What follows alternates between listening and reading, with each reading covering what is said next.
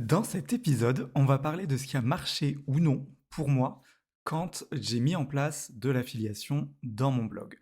Dans mes blogs pour être plus exact, mais vous verrez que sur un des deux, ça n'a pas trop été ça. Je vous montrerai vraiment le processus étape par étape pour que vous puissiez commencer à gagner de l'argent sur Internet via l'affiliation, que vous ayez ou non d'ailleurs déjà un site en ligne. Tant que j'y pense, si vous voulez démarrer un business web, j'ai récapitulé toutes les techniques dont on va parler aujourd'hui et d'autres dans une formation en ligne gratuite que vous pouvez retrouver à businessbacon.fr/web. On va commencer tout de suite du coup avec ce qui ne fonctionne pas dans l'affiliation. Et c'est quand j'ai commencé, c'est par ça que j'ai commencé, parce que c'est ce qu'on trouve partout en ligne en fait. L'idée, ce qu'on nous dit, c'est qu'il faut aller contacter les programmes d'affiliation, les vendeurs et tout ça, récupérer son lien d'affiliation et littéralement spammer Internet, balancer son lien d'affiliation partout, sur Quora, dans des stories Instagram, partout sur les articles de blog, ça dépend le réseau social sur lequel vous êtes, mais il faut en gros spammer Internet de son lien. Ça n'a jamais fonctionné pour moi, je n'ai jamais fait aucune vente via ce moyen-là. Alors, peut-être que je le fais mal, c'est possible, on ne sait jamais. Peut-être que je reviendrai d'ici quelques mois pour vous dire qu'en fait, il y a moyen de gagner un peu d'argent. Mais ce que je veux vous dire, c'est que cette technique un peu facile où on nous vend juste copier-coller votre lien et tout ça, elle marche très très mal, quoi. Enfin, en tout cas, moi, j'ai jamais réussi à la faire marcher. Par contre, ce qui marche, c'est ce dont je vais vous parler juste après. Donc, je vais vous détailler, moi, ce qui a fonctionné. La première chose que j'ai commencé à faire, et que je fais toujours occasionnellement, c'est faire des revues de livres sur YouTube. C'est quelque chose que j'ai commencé à faire du coup sur mon premier blog Connect the Dots, qui parle du haut potentiel intellectuel principalement. Et je voulais démarrer un peu de l'affiliation, mais je voyais pas du tout quoi vendre, quoi. Je savais pas du tout par quoi commencer là-dedans. Donc je me suis dit, je vais vendre des livres en affiliation via Amazon. Donc j'ai pris des bouquins qui traitent de mathématiques, je les ai lus évidemment, et j'en faisais un petit récap. J'ai aimé ce livre pour ça, je l'ai pas aimé pour ça, voilà en gros ce qu'on y apprend et tout. Globalement, ces résumés-là, je pense que j'ai dû en faire 5. J'en ai vraiment pas fait beaucoup, mais malgré tout, c'est des vidéos qui ont fait plusieurs milliers de vues. Ces vidéos ont également été transformées en articles de blog, et ça me fait plusieurs dizaines d'euros par mois de revenus générés là-dessus. Pourquoi si peu? Parce que Amazon, ils ont un bon taux de transformation de l'ordre de... Moi, j'arrive à transformer autour de 3 à 4% en moyenne, mais leur taux de commission est très très bas. Donc, ça vaut le coup si vous faites de l'affiliation sur des produits chers. Sur un livre, je crois que je touche 30 à 50 centimes par livre. Donc, il faut en vendre beaucoup pour générer des revenus conséquents. Donc, c'est pour ça que c'est compliqué de faire la revue de livres, à mon sens. Ou alors, il faut en faire vraiment beaucoup sur plein de sujets et tout. Et là, pourquoi pas. Mais, enfin, en tout cas, c'est mon expérience. Ça m'amène à un point aussi, c'est que selon la niche ou la thématique dans laquelle vous êtes, l'affiliation sera plus ou moins facile et plus ou moins rentable. Comme je disais sur Connect the Dots, je trouve que c'est pas du tout une niche adaptée à faire de l'affiliation. Ou alors, je suis en train de réfléchir à ce que je pourrais vendre par la suite en affiliation, mais c'est pas aussi évident entre guillemets que sur Business Bacon par exemple, où là il y a plein de logiciels, plein de tout ça, le marketing en ligne, c'est vraiment très très rentable au niveau de l'affiliation. Idéalement, ce que vous voudriez trouver si vous partez de zéro, c'est une niche dans laquelle vous pouvez tester des produits physiques. C'est beaucoup plus simple que des produits digitaux comme des logiciels ou des choses comme ça, parce que vous pouvez vous les faire livrer avec Amazon, les tester, les renvoyer gratuitement, donc ça c'est plutôt cool. Et c'est beaucoup plus pratique pour prendre des photos de vous en train de tester le produit. Alors après, si jamais vous décidez de ne pas les tester et d'utiliser des photos disponibles sur le site du vendeur, c'est votre choix. Si vous voulez tester, c'est quand même beaucoup mieux les produits physiques. Et idéalement, il faudrait un produit physique, un récurrent. Donc, avoir la notion de récurrence, c'est plus simple dans les produits digitaux. Typiquement, si je fais un lien affilié vers un de mes logiciels, et que c'est un logiciel qui se paye tous les mois ou tous les ans, généralement la commission elle va tomber tous les mois ou tous les ans. Donc ça fait une commission récurrente et c'est plutôt cool. Avec les produits physiques, c'est difficile à faire, ça dépend du produit physique, je suppose, mais c'est quelque chose à avoir en tête. Deuxième chose qui fonctionne très très bien pour moi, c'est les articles de blog commerciaux. Donc notamment les articles de type meilleur, avis, VS, je sais pas, meilleur hébergeur web. Bon, même si c'est un truc très concurrentiel et j'arrive pas encore à me positionner dessus, mais meilleur hébergeur web, avis, Hostinger, O2Switch versus Hostinger. Vous voyez tout cet univers avec des mots-clés très très spécifiques qui sont généralement meilleur, avis et VS.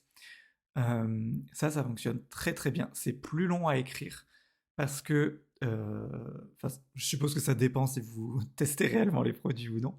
Si vous les testez, c'est assez long à faire, mais ça a des très bons résultats si vous êtes bien positionné dans Google. Surtout, ce qui est intéressant, c'est que là, on est sur des mots-clés qui s'appellent commerciaux, dans le sens où la personne qui tape, euh, je sais pas, meilleur parasol de terrasse, c'est une personne qui est clairement en train de dire qu'elle veut acheter un parasol de terrasse. Elle a la carte bleue dans la main. Elle est juste en train de réfléchir à est-ce que j'achète celui-là, je connais pas vraiment ce qui se vend, quel est le mieux quoi. Et dans ce sens-là, c'est des mots-clés qui valent très cher, qui peuvent être assez concurrentiels. Encore une fois, ça dépend des niches et des thématiques. Parce que c'est des mots-clés qui sont très faciles à rentabiliser. Comment vous les trouvez? Eh ben avec une bonne vieille recherche de mots-clés. Vous utilisez n'importe quel outil qui vous donne des mots-clés.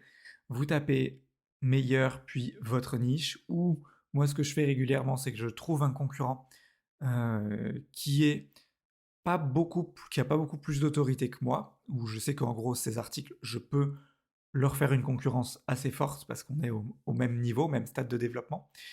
Et je vais dans un outil, moi j'utilise souvent Ubersuggest.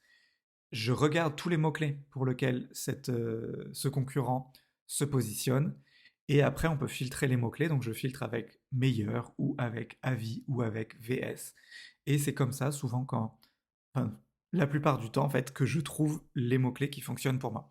Après petit à petit du coup il faut monter. J'ai beaucoup travaillé moi, du coup je me suis dit je vais faire des mots-clés autour de l'hébergement web. Parce que c'est très très rentable comme niche, et notamment parce qu'une fois que la personne elle a son hébergeur web, c'est très compliqué d'en changer, et du coup a priori elle va pas en changer, ça vous fera des commissions pendant tout le temps que la personne fait son activité en ligne, ce qui peut être très long. Donc j'ai décidé de me lancer là-dedans, j'ai écrit je pense une trentaine d'articles, je fais vraiment un gros cocon là-dessus, mais ce que j'avais oublié de regarder, erreur de débutant, c'était la concurrence.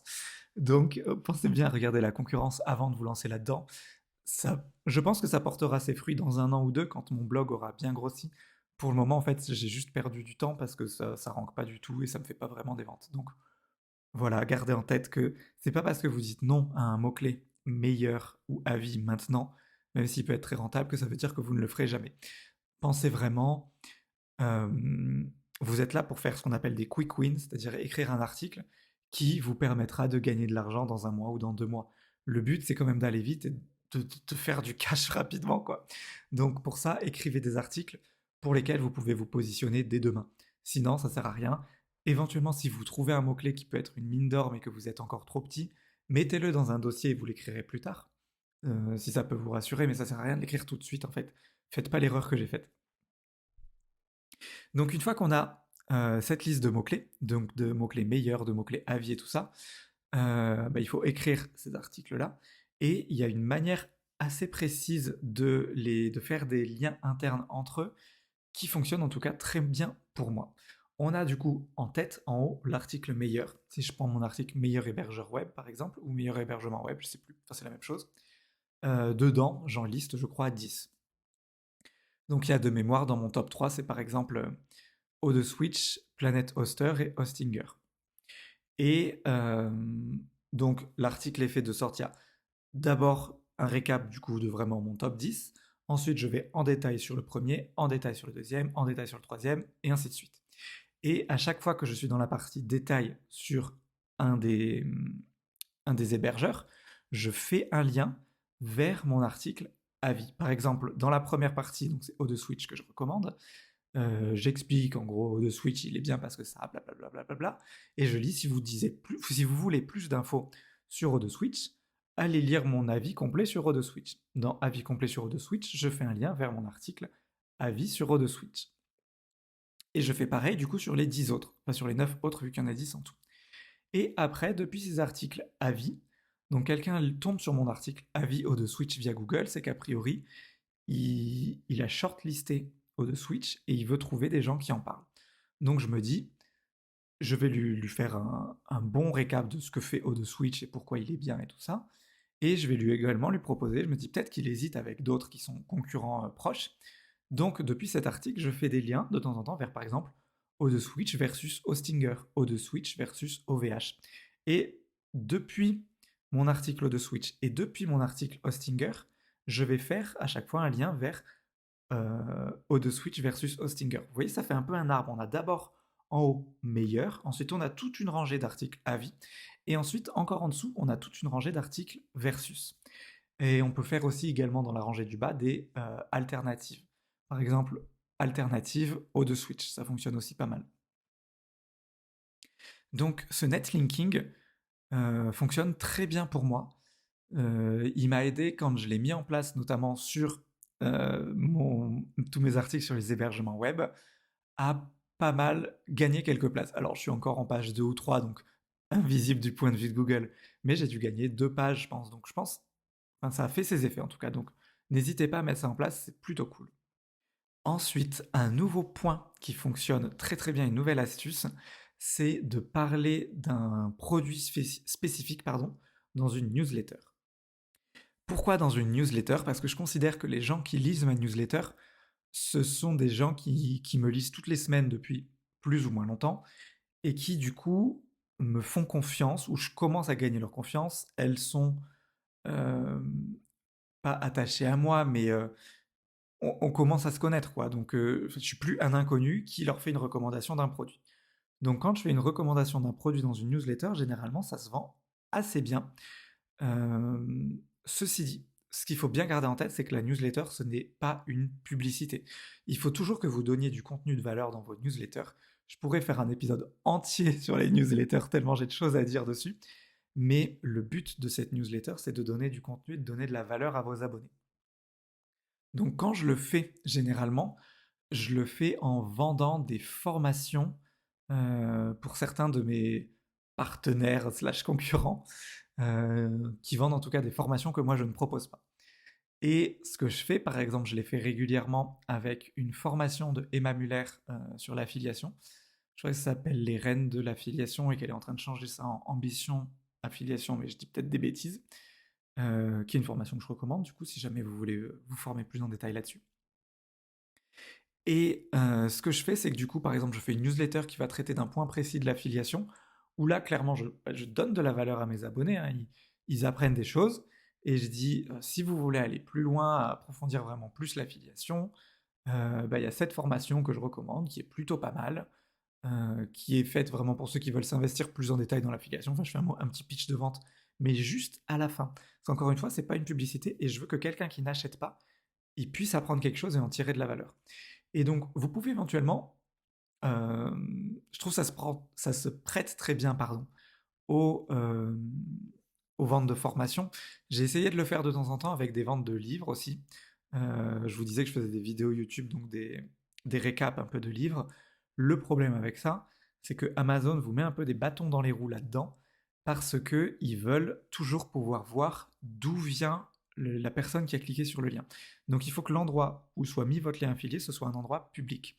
Donc pas depuis une newsletter, pas depuis par exemple une page privée sur Internet comme une formation à laquelle on a accès que si on paye ou des choses comme ça, parce que sinon Amazon ne va pas voir, ils vont pas réussir à fliquer d'où vienne l'acheteur chez eux, et ils vont tout simplement vous virer de leur programme d'affiliation. Ça m'est arrivé une fois, quand j'ai fait du coup cette erreur de parler d'un bouquin et de mettre un lien d'affiliation directement depuis la newsletter.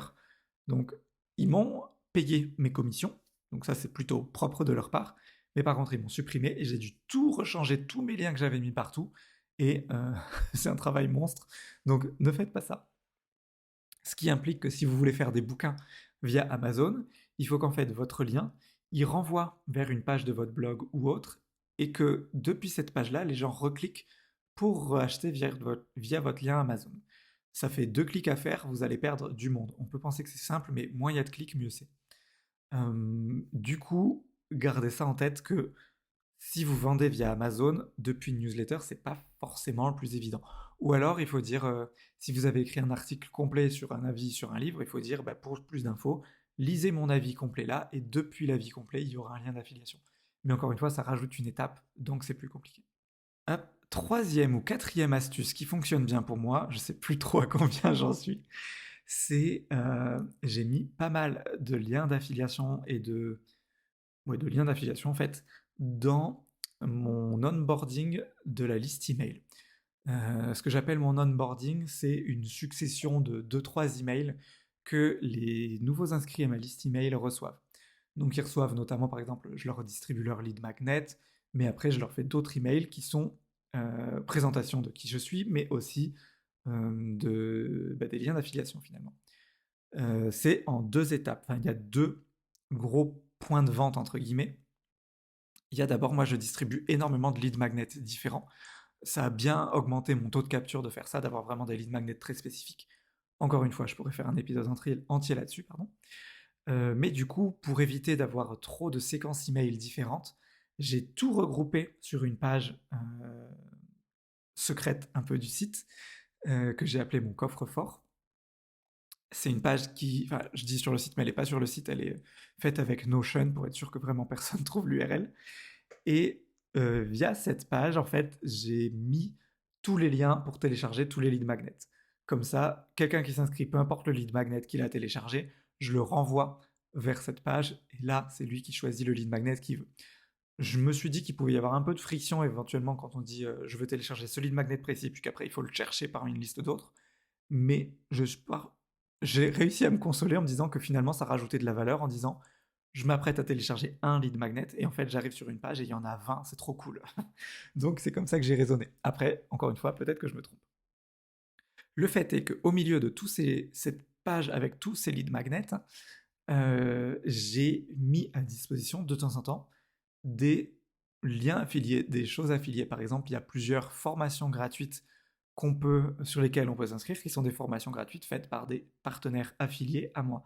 Et l'idée, c'est que la personne va faire cette formation gratuite et en fait, elle va faire la formation gratuite de la personne et au bout d'un moment, on va lui proposer d'acheter la formation de l'autre personne. Donc, comme ça me permet vraiment d'avoir un peu en automatique des gens qui sont déjà engagés avec moi parce qu'ils ont pris la décision de me donner leur adresse email. Sinon, ils ne voient pas tout cet espace-là.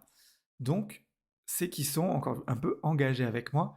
Je ne suis pas un inconnu, même si on ne se connaît pas encore, mais il y a déjà une première démarche de leur part pour aller dans mon sens. Et en ça, c'est plus des inconnus, des simples visiteurs. Ils ont fait une étape d'engagement avec moi et c'est très important.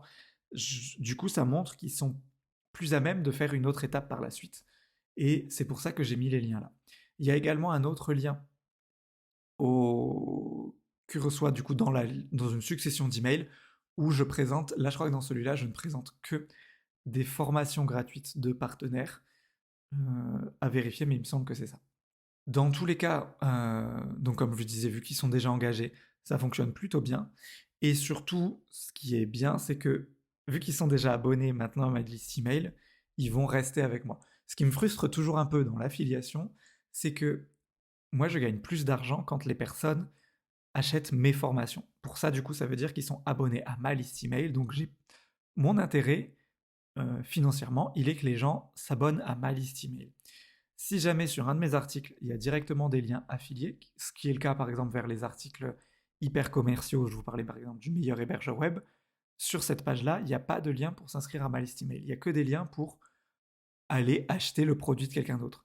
Donc, c'est cool parce que ça fait de l'argent et typiquement, moi, quelqu'un qui cherche meilleur hébergeur web qui veut comparer et tout, je suis pas sûr que ma newsletter lui plaise, mais il y a toujours ce dilemme où je me dis est-ce que je ne ferais pas mieux tout le temps que j'ai passé à écrire ces articles sur les hébergements web, est-ce que j'aurais pas mieux fait d'écrire des articles pour que les gens s'inscrivent à ma liste email. Donc il y a ce truc-là à peser toujours un peu, savoir quel visiteur vous rapporte le plus d'argent en fait. Est-ce que c'est un visiteur qui va cliquer sur un lien d'affiliation ou est-ce que c'est un visiteur qui va acheter vos propres formations? C'est quelque chose qu'il faut avoir en tête. Mais quand du coup je mets les liens d'affiliation une fois qu'ils sont déjà inscrits à ma newsletter, j'ai pas ce problème parce que j'ai le meilleur des deux mondes. La personne, elle est inscrite à ma newsletter, elle va recevoir mes emails et en même temps, elle peut acheter des formations de mes concurrents, mais c'est des formations qui ne sont pas concurrentes aux miennes. C'est-à-dire que va toujours être plus ou moins dans l'univers du business web, mais c'est pas une formation sur le blogging, qui est une formation que je vends actuellement. Et enfin, dernière stratégie qui fonctionne très bien pour moi. Après, je vous montrerai vraiment comment vous pouvez vous lancer, peu importe d'où vous démarrez. Donc, la dernière qui fonctionne très bien, c'est de mettre des liens d'affiliation pour mes clients de mes formations. C'est-à-dire que, alors, j'ai l'avantage, entre guillemets, moi, ma formation apprend à créer un blog. Et du coup, les outils que j'utilise ont des programmes d'affiliation. Et du coup, j'ai tout intérêt aux personnes, quand je leur apprends à créer leur blog, à leur mettre mes liens d'affiliation, tant qu'à faire. Comme ça me permet que un de mes clients, je gagne de l'argent parce qu'il a acheté la formation, mais je gagne aussi de l'argent par la suite parce qu'il utilise les mêmes logiciels que j'utilise, qui sont des logiciels affiliés. Attention cependant, je ne cherche absolument pas à faire un parcours de l'affiliation. Je recommande plusieurs outils, par exemple OdeSwitch, qui a un programme d'affiliation, mais c'est pas du tout le programme d'affiliation le plus rentable de tous les hébergeurs web. Il y en a qui payent beaucoup mieux, mais je continue de recommander OdeSwitch parce que je suis persuadé que c'est le meilleur. Pareil pour Ubersuggest que je recommande si on veut garder un logiciel SEO sur le long terme, parce que globalement il fait bien le job et qu'il est vraiment pas cher, mais Ubersuggest n'a pas de programme d'affiliation. Je ne gagne aucun argent en recommandant Ubersuggest. Mais je pense que pour les gens qui suivent ma formation, c'est le plus adapté. Donc, c'est bien de mettre des liens d'affiliation, mais il ne faut pas du tout faire penser qu'à ça. Le but, moi, les gens qui ont acheté ma formation, le but c'est qu'ils soient contents de la formation. Si je peux me faire un peu d'argent en plus de manière gagnant-gagnant, c'est-à-dire que je recommande un produit que je pense est le meilleur et qu'en faisant ça je peux gagner un peu d'argent, banco, tout le monde est content. Mais à aucun moment il faut que ce montant de la commission d'affiliation ne dicte vos choix. Enfin, en tout cas, c'est mon point de vue. Vous pouvez faire vraiment ce que vous voulez, vous êtes libre, mais c'est comme ça que je vois le truc. Et recommander du coup des liens d'affiliation pour vos clients qui sont en train de suivre un programme de formation, c'est hyper efficace parce que ils ont plus ou moins le choix, mais en fait, ils n'ont pas vraiment le choix, dans le sens où moi, mon programme s'adresse principalement à des personnes qui débutent, qui sont pas forcément à l'aise avec l'outil internet et les différents outils techniques. Ça a beaucoup de valeur de voir moi qui montre vraiment pas par pas, faut cliquer là, faut faire ça. Mais du coup, utiliser un autre outil, c'est pas forcément jouable pour certains. Il y en a plein qui utilisent d'autres outils avec lesquels ils sont déjà confortables et pas de souci, vu qu'encore une fois, mon but, c'est pas de rentabiliser à 100% chaque client. Mais pour certains, en fait, c'est presque cynique de dire ça de ma part, mais il y en a, ils n'auront pas vraiment le choix en fait d'utiliser les outils. Alors encore une fois, je dis cynique, mais j'ai aucun problème moral avec ça, dans le sens où je sais que j'ai recommandé le meilleur outil, et tant mieux pour moi, il fait de l'affiliation. Mais euh, je vois aussi la manière dont il peut y avoir énormément d'abus là-dedans. Et dans le blogging, je suis tombé des fois sur certains de mes concurrents, que je ne citerai pas, mais qui ont fait des formations gratuites de blogging, type 8 jours, 7 jours d'email pour créer un blog, des choses comme ça, où là c'est vraiment en fait un parcours de l'affiliation. Ils vont vous envoyer que vers des outils sur lesquels eux gagnent de l'argent, qui ne sont pas du tout forcément les meilleurs outils, les plus performants, les plus faciles à utiliser, et pas forcément les moins chers et les plus adaptés à quelqu'un qui débute en fait. Donc je vois comment ça peut être utilisé. Après, est-ce qu'ils ont tort de faire ça? C'est une formation qu'ils donnent gratuitement, donc il faut bien qu'ils gagnent un peu d'argent, hein, on ne paye pas le loyer en bon sentiment. Mais il faut faire attention, ce système d'affiliation euh, fait que le focus du vendeur affilié n'est plus toujours de satisfaire le besoin client, mais parfois son enrichissement personnel, qui peut être au détriment de son client à lui. Donc Faut faire gaffe à ça, et c'est pour ça que je mets un point d'honneur à vraiment recommander que des produits que je suis persuadé qu'ils sont les meilleurs en fait. Alors, on va voir maintenant comment se lancer dans l'affiliation, tout simplement. Je vais commencer par vous dire comment vous lancer, les étapes principales à mettre en place si vous avez déjà un blog ou un site internet. Et on verra juste après comment faire si jamais vous partez de zéro, que vous n'avez rien en ligne pour le moment. Première étape, donc, enfin, d'abord, si vous avez un blog, réfléchissez à ce que vous voulez vendre. C'est-à-dire que selon la niche dans laquelle vous êtes, vous ne pourrez pas tout vendre. Par exemple, moi sur Business Bacon, je ne peux pas vous vendre des kayaks ou des parasols comme je disais tout à l'heure. Ça n'a pas vraiment de sens. Donc réfléchissez à ce que vous pouvez vendre. Si vous n'êtes pas du tout à l'aise, enfin si vous ne savez pas ce qu'on peut vendre en affiliation, globalement, si ça se trouve, Amazon a le plus grand programme d'affiliation du monde. Donc si vous le trouvez sur Amazon, vous pouvez le vendre en affiliation. Après, il y a plusieurs autres sites indépendants qui ont des programmes d'affiliation. Donc, je vous montrerai juste après comment les trouver. Mais il faut... Enfin, si ça s'achète sur Internet, en fait, vous pouvez le vendre en affiliation. Partez de ce principe-là. Vous ne pourrez pas forcément vendre pile poil la marque que vous voulez, parce que certaines marques n'ont pas de programme d'affiliation, tout simplement. Mais vous pourrez vendre toujours un produit concurrent ou quelque chose dans cet univers-là, du moins. Deuxième étape, une fois que vous avez trouvé quel type de produit vous voulez vendre, que ce soit des produits physiques ou des produits digitaux, vous allez faire une recherche de mots-clés pour définir vos mots-clés commerciaux. Ce sont les mots-clés dont je vous parlais juste avant, donc meilleur quelque chose, avis quelque chose VS quelque chose, alternative quelque chose, pour trouver vraiment une liste de ce que vous pouvez faire. Alors soit vous partez de zéro et vous utilisez un logiciel SEO de recherche de mots-clés pour vous aider là-dedans, soit vous allez tout simplement espionner ce que vos concurrents font. C'est la technique que je préfère parce qu'elle donne souvent des bonnes idées. Et surtout, on voit, je vous le disais un peu plus haut quand je parlais de mes articles sur les hébergements web, parfois les mots-clés les plus rentables, vous serez trop petit pour les atteindre tout de suite. Et ne vous dites pas qu'il n'y a que ça sur lesquels vous pouvez vous positionner. Il y a plein d'autres mots-clés. Ça prend juste plus de temps pour les trouver.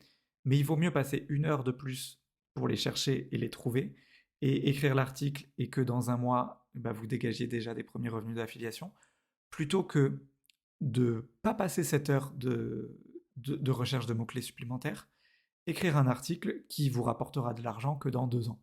Euh, vous avez finalement perdu du temps en voulant économiser 1 heure de travail de recherche de mots-clés.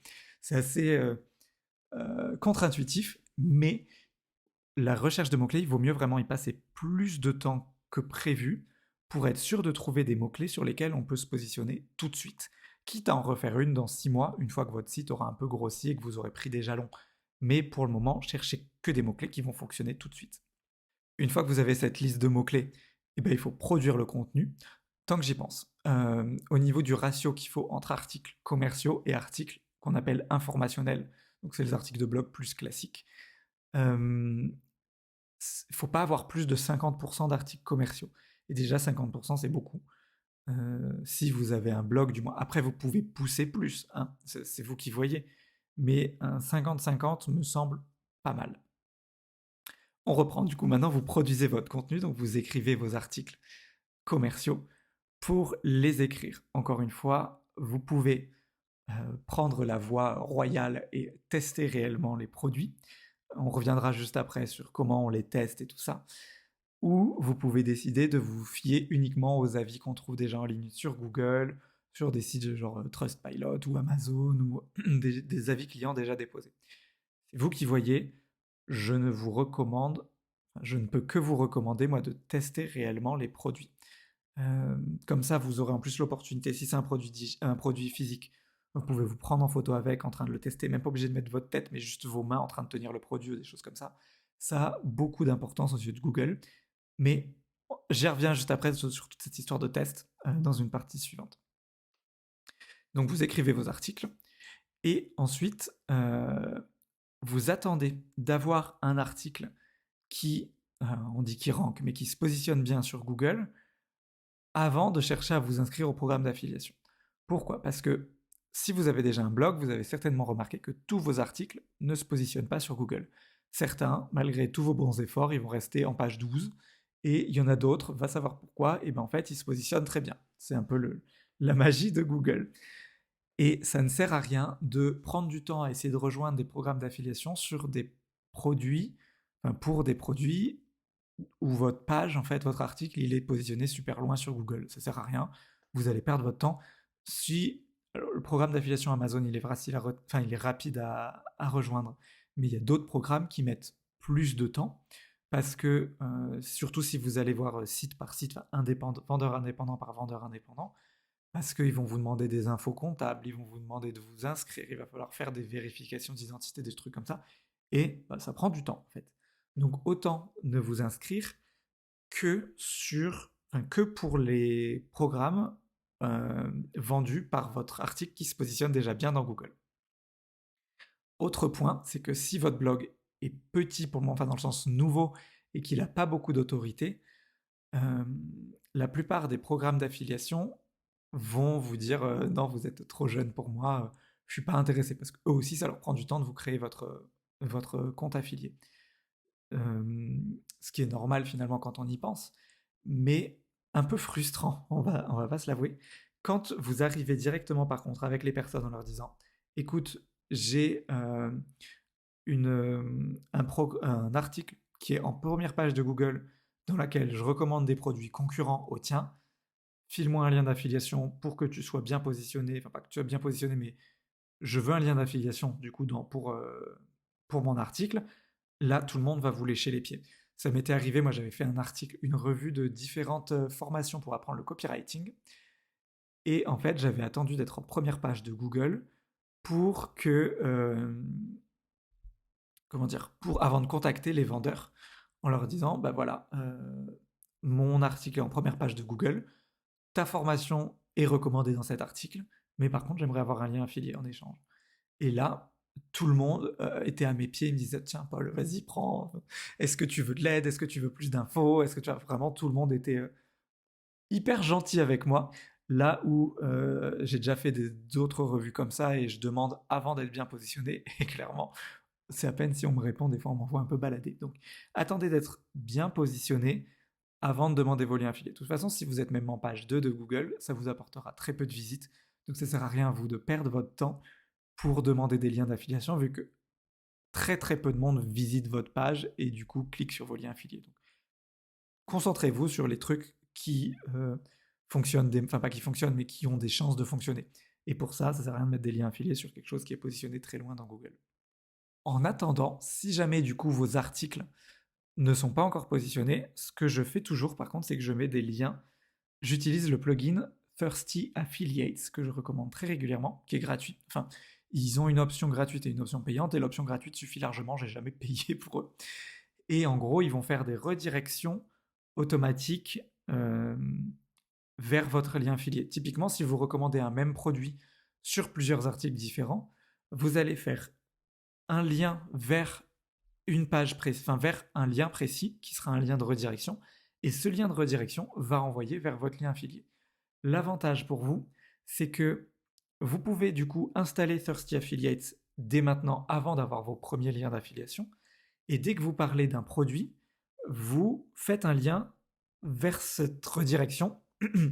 Comme ça, une fois que vous serez inscrit au programme d'affiliation dans 1 ou 2 mois ou je ne sais pas combien de temps, vous n'aurez plus qu'à changer le lien de cette redirection, c'est-à-dire vers là où la page redirige, et ça va mettre à jour, je sais pas, 10 articles d'un coup pour envoyer tout le monde vers votre page d'affiliation, vers votre lien d'affiliation directement. C'est très très pratique et ça permet de gagner un temps fou. Le seul point à avoir en tête, c'est que il ne faut pas utiliser ça avec Amazon. Je vous le disais tout à l'heure, Amazon veulent savoir d'où viennent les gens qui visitent leur site et qui achètent via vos liens affiliés. Et si vous faites une redirection comme ça, ils arriveront, enfin ils sauront pas, ils pourront pas voir. Donc ils vont vous supprimer votre compte et il faudra tout recommencer. Donc n'utilisez pas Thirsty Affiliates avec Amazon. Pour trouver vos liens d'affiliation, du coup, on y revient. Soit vous allez vers des plateformes, donc Amazon, ou il y en a d'autres grosses. Il y a par exemple Ewin qui est pas mal, celle que j'utilise notamment par exemple chez eux qui a O2 Switch, mais il y a plein d'autres, il y a la Fnac par exemple qui est chez eux, enfin il y a vraiment plein de choses. Pour les rejoindre, ceux qui sont sur des plateformes, il faut que vous vous inscriviez sur le site de la plateforme. Et ensuite, une fois que vous avez votre compte sur la plateforme, vous cliquez, enfin vous postulez sur les programmes que vous souhaitez rejoindre. Certains, l'inscription elle est immédiate, d'autres il faut attendre, enfin, vous allez avoir besoin d'une validation. Ça dépend vraiment de chaque programme. Donc il y a Ewin, il y a Affilae qui est pas mal, je crois qu'ils font que des marques françaises, mais je dis peut-être des conneries. Il y a System.io qui a du coup une grosse marketplace d'affiliation. System.io, eux, ils sont beaucoup plus concentrés sur les formations en ligne.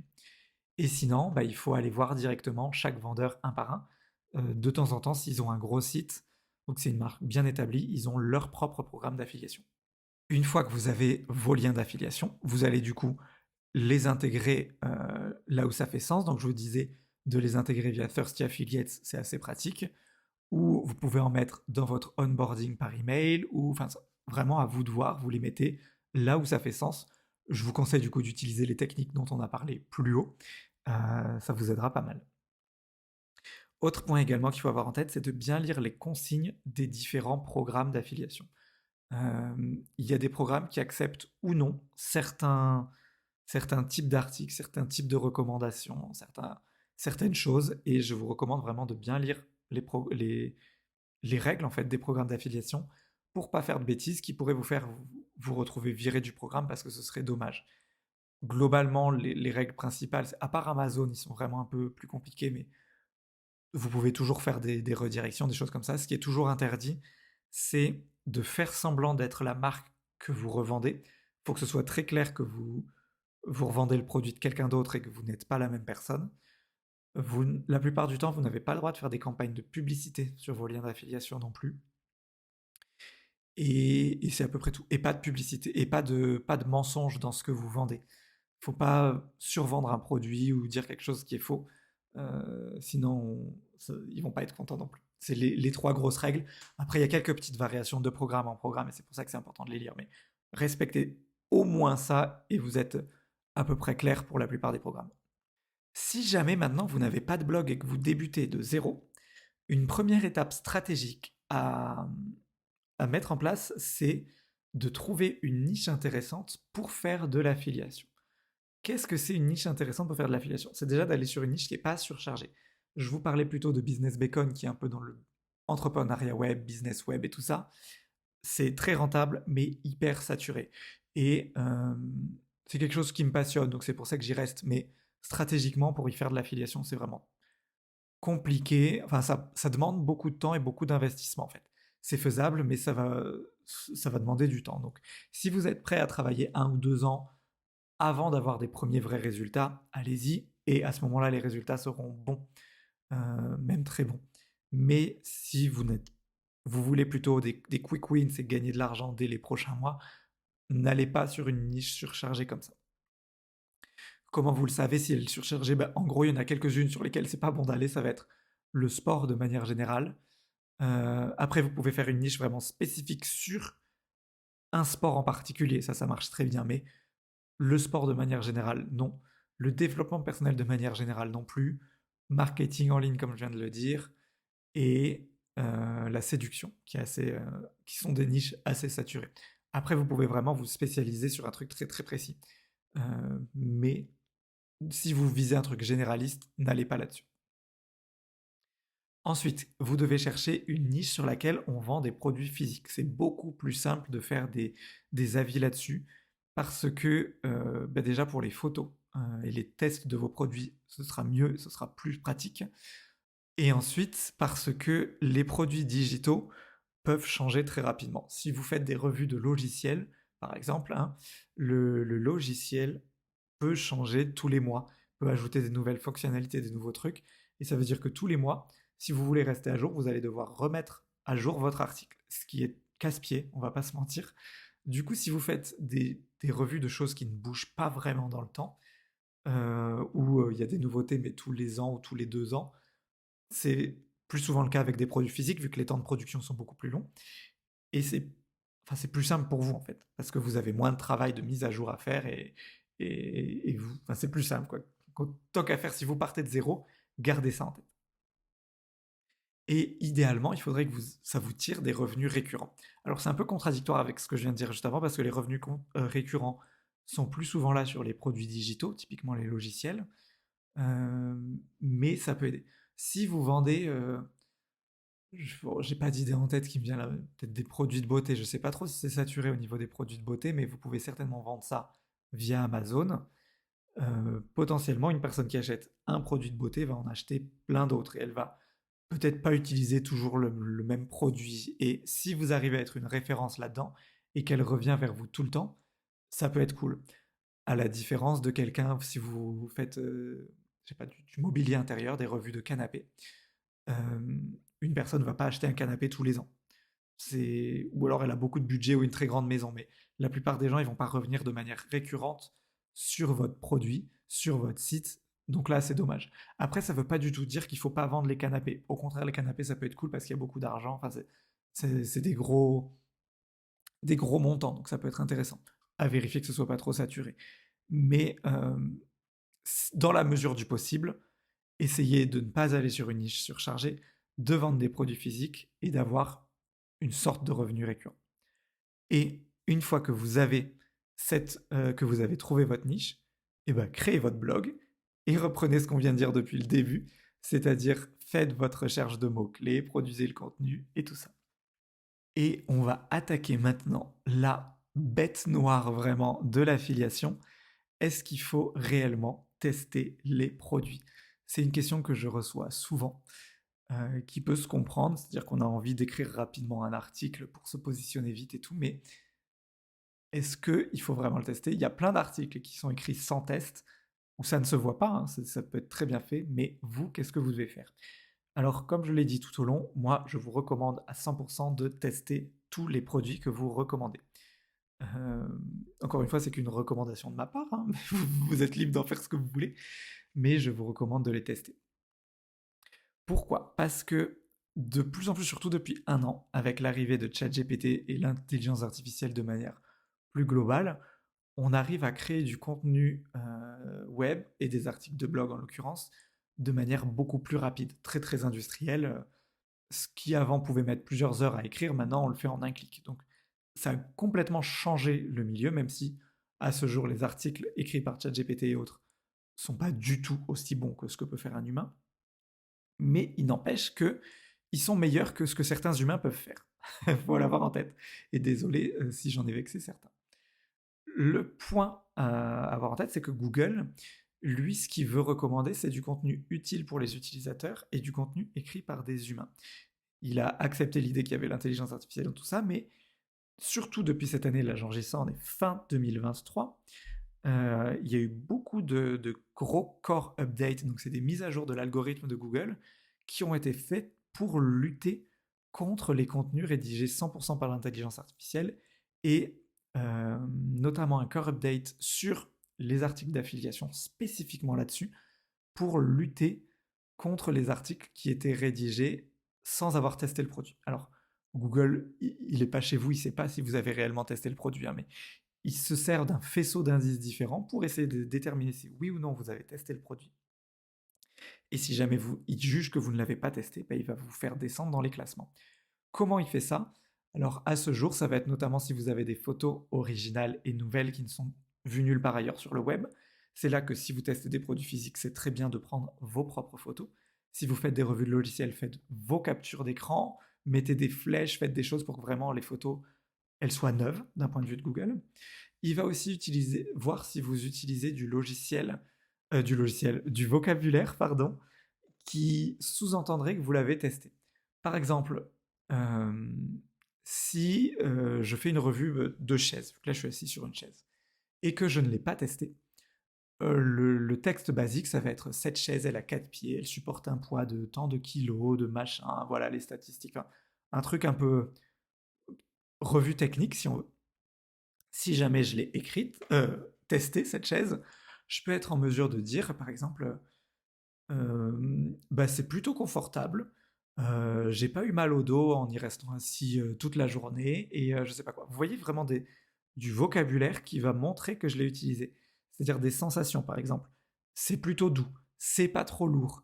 j'ai pas eu mal, des choses comme ça, du vocabulaire que Google est en mesure de comprendre maintenant et qui montre que je l'ai testé. Donc, si vous ne testez pas les produits, vous pouvez utiliser un peu de force ce vocabulaire-là, mais pour les photos et les trucs vraiment neufs, ça va être plus délicat pour vous. Globalement, Google, on arrive encore à le duper. Il n'est pas encore assez bon pour être sûr à 100% que vous avez testé ou non le produit, mais c'est ce qu'ils cherchent à faire. Du coup, peut-être que dans les prochains mois, il va y avoir un autre gros core update, donc une grosse mise à jour de leur algorithme, qui va rendre ça encore plus performant. D'où mon point que si vous vous lancez dans l'affiliation, testez réellement les produits pour montrer que, enfin, pour être sûr que Google, il va pas vous faire baisser dans les classements dans une prochaine mise à jour. Si jamais les tester, c'est trop cher, ce qui peut parfaitement s'entendre, surtout si vous testez des produits chers à plusieurs centaines d'euros, euh, essayez d'utiliser des choses, peut-être des sites via Amazon par exemple. Comme je vous le disais, tout ce que vous achetez via Amazon, vous pouvez le vendre en affiliation. Mais vous, en tant que testeur, vous avez aussi un mois avec Amazon pour le faire renvoyer gratuitement. Donc vous pouvez commander, si vous écrivez un article et vous voulez tester 10 produits par exemple, soit vous les commandez un par un, soit vous commandez les 10 d'un coup, vous faites une ou deux journées de test, vraiment vous faites des vrais tests, des vrais trucs, vous renvoyez tout à Amazon, enfin vous en profitez, vous prenez vos photos, ou éventuellement vous tournez des vidéos, et vous renvoyez tout à Amazon, et après, comme ça, vous avez des articles vraiment testés. Vous avez dû avancer l'argent, le temps de payer, recevoir, renvoyer et d'être remboursé, mais au final, ça ne vous a rien coûté. Donc ça peut être des solutions qui peuvent être utilisées. Si c'est des produits que vous ne pouvez pas renvoyer parce que vous passez pas par Amazon ou je ne sais pas quoi, vous pouvez toujours après décider de les revendre. Gardez en tête que si vous êtes en France, et je crois même que c'est une loi européenne, mais je dis peut-être des bêtises, tout ce que vous achetez sur Internet et qui n'est pas consommable ou périssable, ou fait sur mesure, vous avez toujours 15 jours pour le renvoyer. Même si le vendeur il vous dit non, c'est une loi française et peut-être bien européenne, où vous pouvez tout renvoyer en 15 jours.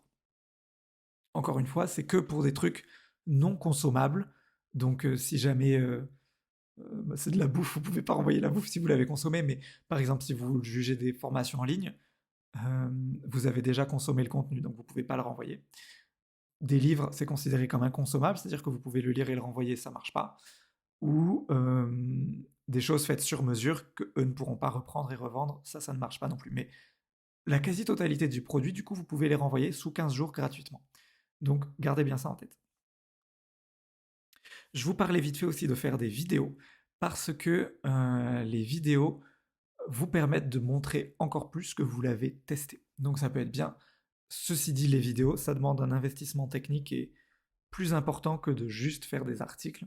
Donc, c'est pas forcément fait pour tout le monde, mais ça peut bien aider à montrer à Google que vous avez réellement testé votre produit. Donc, ça peut être cool. Je vous le disais en début d'émission, d'épisode, je ne sais pas trop comment appeler ça, j'ai mis en place une formation gratuite qui vous permet de lancer un business web en 7 jours. Donc, quelle est la stratégie à mettre en place? Tout ça, c'est ce qu'on voit dans ce podcast, mais de manière beaucoup plus détaillée. Pour vous y inscrire, vous avez soit le lien dans les petites notes de podcast ou sous la vidéo selon comment vous me suivez. Et sinon, vous pouvez le retrouver sur l'adresse businessbacon.fr/web. Ça a encore une fois été un plaisir pour moi de vous parler et pendant une petite heure, et j'espère que vous en avez eu tout autant à m'écouter. Si jamais cet épisode vous a plu, n'hésitez pas à mettre un j'aime, à me mettre une bonne note, à vous abonner, à faire tout ça. Ça m'encourage vraiment. Encore une fois, c'est quelque chose de nouveau. C'est le deuxième épisode que je fais. J'ai l'intention de continuer. Si jamais vous voulez que je traite d'un sujet précis, n'hésitez pas à me le dire en commentaire ou par email. Vous pouvez me joindre sur bonjour@businessbacon.fr. Je me ferai un plaisir de vous répondre et j'espère à très bientôt.